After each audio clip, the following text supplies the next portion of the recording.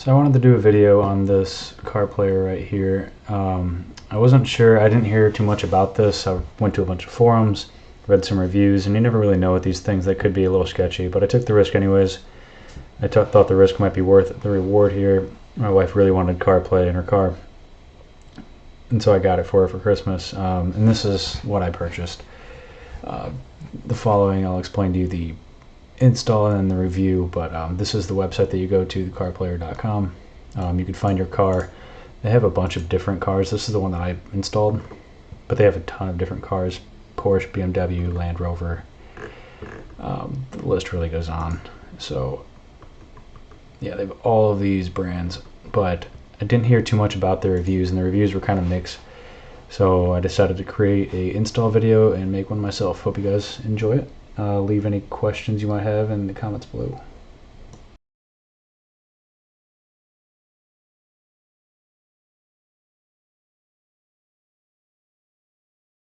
Alright, we're installing the Carplayer.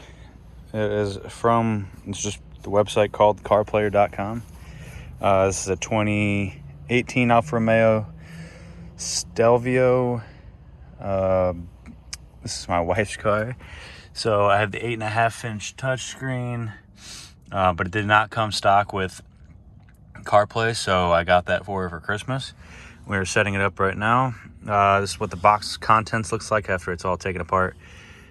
This is the main module computer. Looks like this on the front with the antenna. Looks like that's some options for display, and then I think that's like a micro SD card or something like that. Model number is right there, and then we got power options in the back, and these look like they're all adapters. I haven't really got into it too much right now.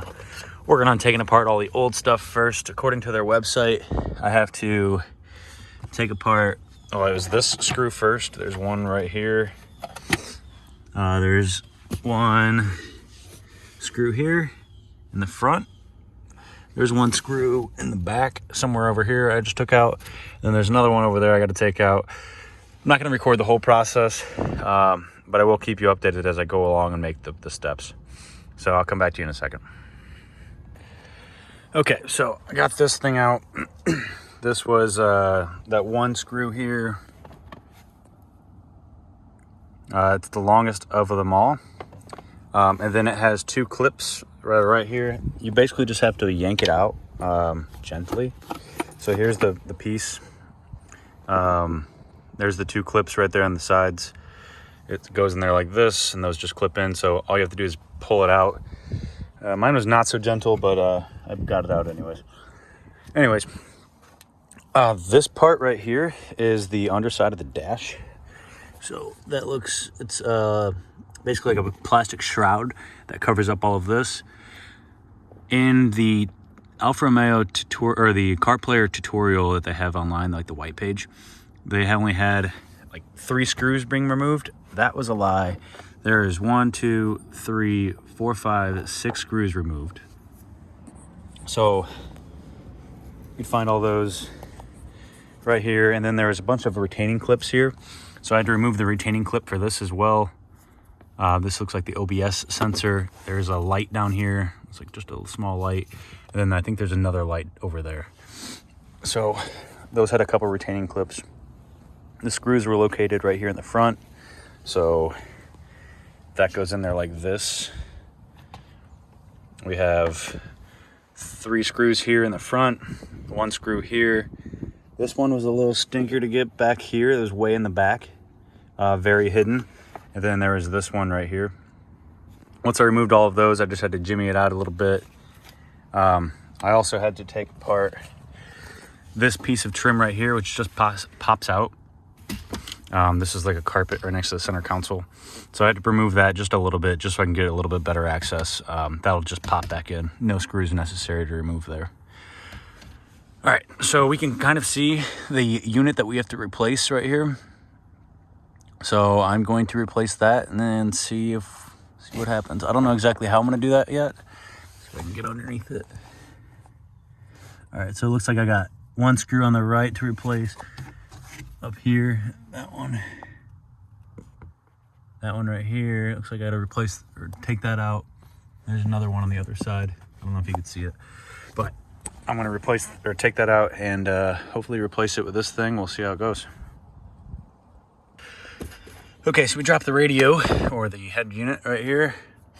Those are the two bolts that you see right there. They're mounted on both sides right there and right here. This is what the setup looks like inside. So I'm gonna try to zoom in a little bit. We got black and white. There's pink in the back there that you can't really see.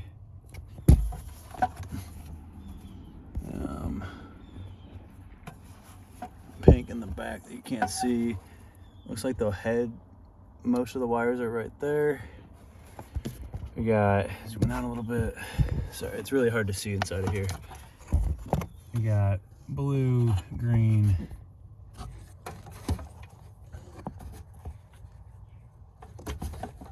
white, whatever all those are. All right, so we're gonna start taking this stuff apart.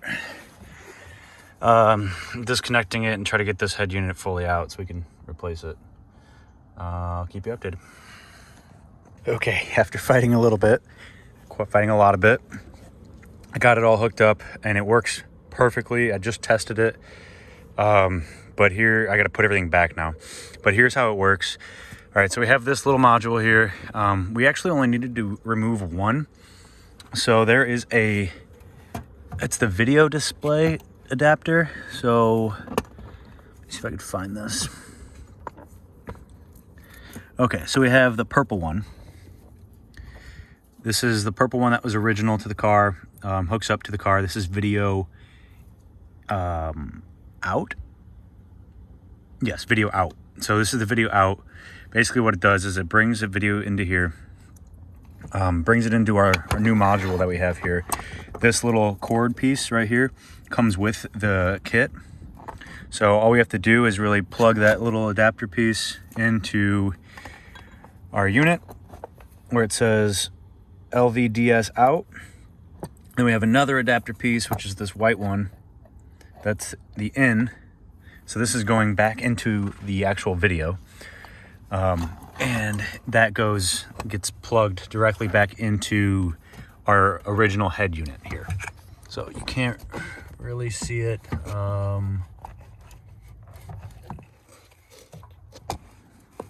Bad view. Let me see if I can do down here. So this unit right here. So the original cord, here's the original cord here, gets put into our bypass. We're essentially bypassing the video, putting the video into here now, and then taking this video from here and then bringing this back into this line right in here. All the other ones stay the same. The second thing we have to do is take it's like a bypass unit as well, just to get power to it. Essentially, it's the same concept. We have the original, sorry for the poor quality, it's tight in here. We have the original, sorry. Okay, we have the original right here, going into our bypass unit, which is this. That bypass unit links directly back into it, so it's just a jumper, which gives us this cable here. Then this cable gives power. So we plug in this to the original. That bypass goes into our original head unit, and then we get this added link here, and that added link goes and powers here. We have a bunch of these added extras that we don't really need. I did test this and it does work. We have Bluetooth, we have it is wireless CarPlay, so we have the call ability, we have Spotify, we have maps. I could show you all of that after I get everything put back together. I have the 8.5-inch touchscreen here, so I use this setup that is 1 up, 2 and 3 down, and then 4 and 5 up. If you have a 6-inch monitor, which I believe is on the Julia or other colors, I'm not really sure. It's a different configuration, but that is listed on their website and on the little packet that it came with. So the last step that I have to do is put this giant mess back. Install is pretty easy. One of my clips broke. so that made it a big pain in the butt. But if the clips don't break, then it's a little bit easier. I'm not sure how hard it's going to be to put everything back, but I'll show you what it looks like when it's done. All right, see you in a bit. Okay, finally got everything put back. Putting it back wasn't really the hard part. It was screwing this thing back in. A couple of the bolts that were in there, or the screws that were in there, were kind of messy, so that part was the hardest out of all of that. So basically what I did was I stuffed the big wires as far up as they can go, and then this is that plate that we just installed. So that came out really nicely. A little bit of an interference here with this cable. I snuck that cable right there behind, or this one's in front, and then this one right here is behind. But this fit up right here really nice. It's kind of braced in by this bracket right here. I'm hoping it doesn't rattle too much. I guess we'll see. The screws that gave me issues were that one in the back right over here. That one gave me a little bit of issues because you had to line it up, and then I had to replace a clip here. But other than that, we are all good. I'll show you what the CarPlay looks like in just a second. Okay, we're back inside the car now. I got it started up. I did seem to have a couple of errors whenever I got this thing started. It seems like the front, I might have disconnected something. I did disconnect the battery, so I'm hoping that it just reset. I just have to reset something, but that did cause an issue. I'm gonna check. But the CarPlay does work. So what it does is actually pulls up the main screen first, and then from there we can go hit the menu button. So it's this button right here. Hit that, hold it for 2 or 3 seconds, and it'll switch. Switches to this menu. This is the new computer that we just installed. It's basically like you have 2 computers working simultaneously in the car, and you could swap between either one of them. One thing that I did learn is that whenever you get this thing started, you can play radio off of this. I could switch to this, and it will change. I have to change it to aux in order for the CarPlay to work. So I'll go back to menu. We can go in here and we can start with CarPlay or Android Auto. You can do mirroring or Bluetooth. There's video and music as well. I believe that relates to the SD card that you can place optionally. But I thought that the mirroring was really cool. We go into Bluetooth, we set up all our phones inside of here. Everything's operated based off this, so it works really nice, real smooth. I'm gonna connect to my phone real quick, and then I'll resume in a second. Okay, I got my phone connected. We can just go to CarPlay, and this is how the CarPlay is set up. We can go over to Maps here, figure out where to go to Spotify. Also, this is operational from, if I scroll all the way back, from the left side, we have quick menus, phone calls, and stuff like that. I can also change it to the menu. I was actually really surprised with how fast this is. Pretty impressed with the responsiveness of the CarPlay itself.